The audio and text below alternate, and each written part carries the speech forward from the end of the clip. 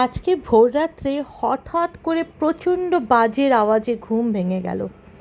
দৌড়ে ছুটলাম বাড়ির সমস্ত প্লাগ পয়েন্টগুলোকে খুলতে। যেখানে ছেলে ঘুমিয়ে আছে, ফ্রিজ, টিভি সবগুলো দৌড়ে দৌড়ে খুঁজলাম, খুললাম। কিন্তু ছোটোবেলার মতন আমি এখনও না, ভীষণও ভয় পাই বাজ পড়ার আওয়াজকে। তখনই মনে মনে ঠিক করে ফেললাম, দুখানা চাল কুমড়ো আনা হয়েছে, আজকে আমি চাল কুমড়োর বড়া করব। তাহলে একটু ওয়েদারটা ঠান্ডা ঠান্ডা, তো চাল কুমড়োটাকে এই একটু ছালটা উঠিয়ে নিলাম।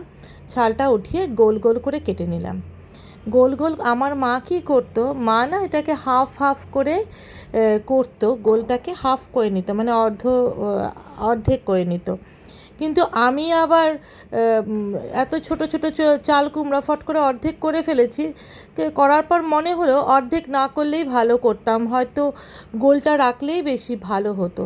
তাই একটা টুকরোই আমি অর্ধেক করেছি, বাদবাকি সবগুলোকে গোল করেছি। গোল করার পর ওগুলোকে না এনভেলাপের মতো মাঝখান থেকে কাটতে হয়, ওপর থেকে ছুরি দিয়ে কাটতে হয়। নিচের কিছু অংশ চাল কুমড়ার মধ্যে লেগে থাকলেই হলো, একটা এনভেলাপের মতন তৈরি হয়।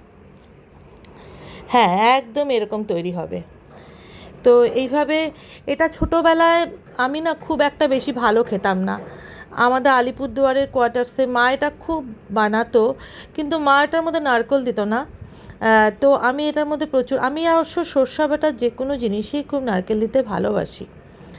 তো এর মধ্যে কি করলাম, জল নিলাম, জলের মধ্যে একটু নুন দিলাম, আমি একটু মিষ্টিও দিই, এর মধ্যে একটু হলুদও দিই, পিঞ্চ অফ দিয়ে যখন প্রচুর পরিমাণে ফুটতে থাকে জলটা, তখন আমি এই চাল কুমড়োর টুকরোগুলোকে একটু ভাপিয়ে নিই নরমই করে নিই বলতে পারেন। নরম করার পর এটাকে জলটা ঝরিয়ে জলটা আমি ফেলে দিই।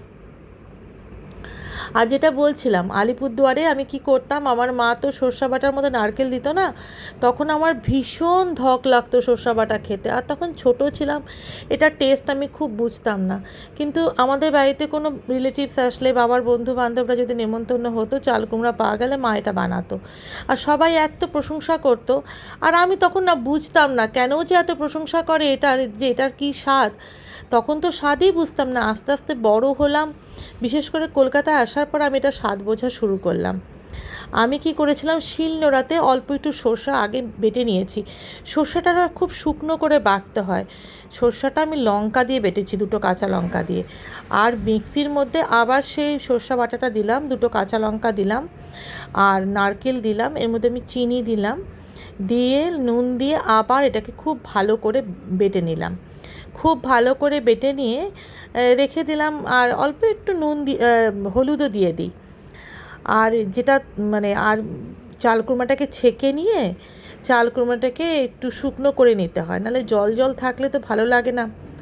বেশিক্ষণ রেখে দিলে হয়ে যাবে, আবার আমি অফিসের টিফিন প্যাক করব বলে তাড়াহুড়া করেই করছিলাম। এবার দেখতে পাচ্ছ তো, ওই পকেটগুলোর মধ্যে আমি এই সর্ষে বাটা আর নারকেল বাটাটাকে ঢুকিয়ে দিয়েছি।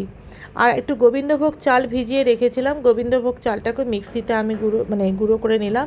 করে ওই যে দেখেছো, ওর মধ্যে গুঁড়ো করে অল্প একটু ময়দা দিয়ে হলুদ, নুন, মিষ্টি আর লঙ্কা দিয়ে ভালো করে একটু পিটুলি টাইপের বা ব্যাটার টাইপের করে ওর মধ্যে ডুবিয়ে আমি ভাজলাম। খুব ভালো লাগে খেতে। তোমরা কিন্তু বানিয়ে খেও আর আমাকে জানিও। আজকের জন্য